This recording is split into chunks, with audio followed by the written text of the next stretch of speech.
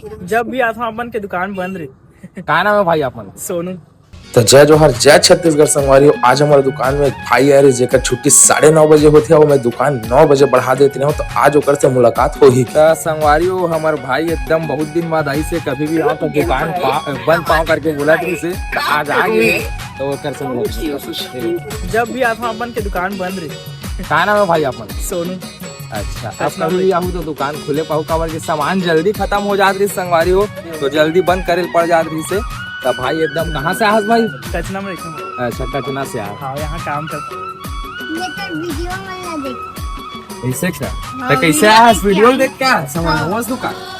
संगवारी हो हमार मोमोज दुकान के वीडियो जो इंस्टाग्राम में डाले रहे हो ना वही देख क्या है और एकदम क्यूट से भाई है।